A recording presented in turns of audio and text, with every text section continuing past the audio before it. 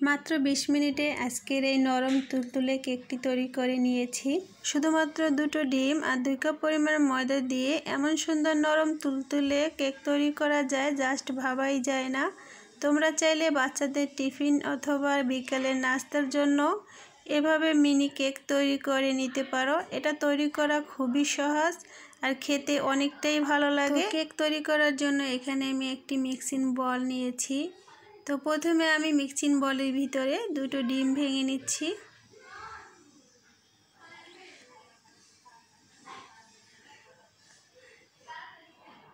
তো ডিমটা নেওয়ার পরে এখন আমি ডিমের ভিতরে 1 কাপ পরিমাণে চিনি দিয়ে দিচ্ছি।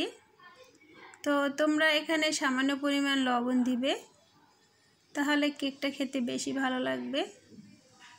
তো ডিম আর চিনিটা আমি এখন কিছুক্ষণ ফেটে নিব। তো ডিম আর চিনিটা আমি 5 মিনিটের মতো করে প্রথমে ফেটিয়ে নিয়েছি।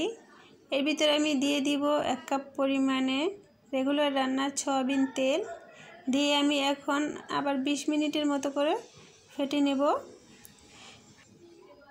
তো ডিমটাকে অনেকক্ষণ ফেটে নিলে ডিমের কালারটা অনেকটাই চেঞ্জ হয়ে যাবে, তোমরা দেখতেই পাবে। তো দেখতেই পেয়েছো ডিমের কালারটা ঠিক এরকম হওয়ার পরে বুঝতে হবে যে ডিমটা ফাটা হয়ে গেছে। তো এর ভিতরে এখন আমি দিয়ে দিব ময়দা। আমি যেহেতু 2টো ডিম নিয়েছি সেজন্য আমি এখানে মেজারমেন্ট কাপে 2 কাপ ময়দা দিয়ে দিচ্ছি। তো এরপরে আমি 4 চামচের হাফ চামচ বেকিং পাউডার দিয়ে একসাথে ময়দা আর বেকিং পাউডারটা চেড়ে নিচ্ছি।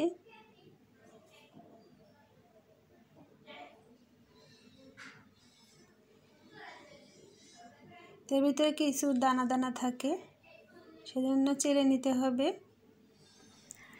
এখন একটি চামচের সাহায্যে বেটারটাকে গুলিয়ে নিব।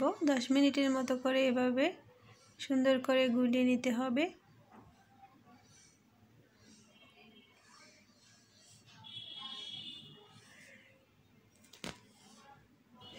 কেক বানানোর ক্ষেত্রে যত একটু সময় নিয়ে এটা ফেটিয়ে নেবে ততই কেকটা নরম হবে আর অনেকটাই সফট হবে।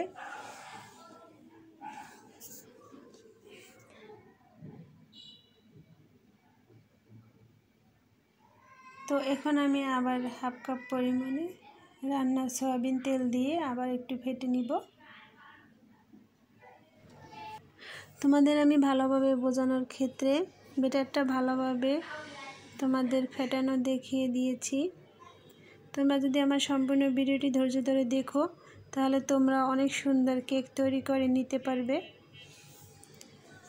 তো বেটারটা কিন্তু আমার তৈরি হয়ে গেছে। তো কেক বানানোর জন্য এখানে আমি 4টি কাপ নিয়েছি। কাপের ভিতরে এখন আমি রেগুলার রান্নার সয়াবিন তেল ব্রাশের সাহায্যে লাগিয়ে নিচ্ছি।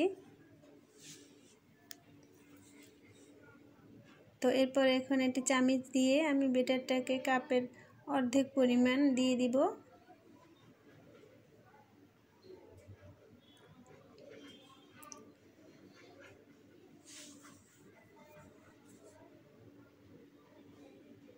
আমি 4টা কাপে কিন্তু নিয়েছি।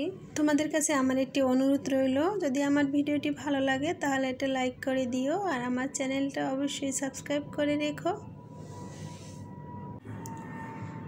তো এখন আমি একটি পাতিলের ভিতরে কাপগুলোকে বসিয়ে দিব।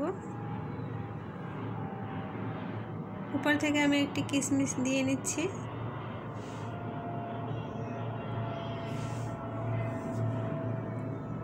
তো পাতিলের ভিতরে আমি কিছু পানি নিয়েছি, পানি দিতে হবে।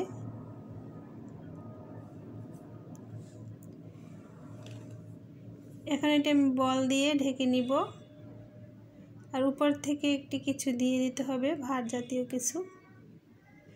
তো প্রথমে আমি শুধু বলটা দিয়েছিলাম, দেখছি পরে যে পাশ থেকে ভাপটা সরে যাচ্ছে, এজন্য আমি একটি কাপড় পেঁচিয়ে পরে আবার দিয়ে দিচ্ছি। তো 20 মিনিট পরে আমি কেক দেখতে এসেছিলাম যে কেকটা কীরকম হয়েছে। দেখি যে কেকগুলো মানে পারফেক্টভাবে হয়ে গেছে। তোমাদের আমি একটি কেক ভেঙে দেখিয়ে দিব এই কেকটা কতটা সফট হয়েছে, আর তোমরা দেখেও কিছুটা বুঝতে পেরেছো যে কেকটা অনেক সুন্দর হয়েছে। এতক্ষণ যারা আমার ভিডিওটি কষ্ট করে দেখছো তাদের সকলকে অনেক অনেক ধন্যবাদ। সবাই ভালো থেকো, সুস্থ থেকো। সবাইকে আসসালামু আলাইকুম।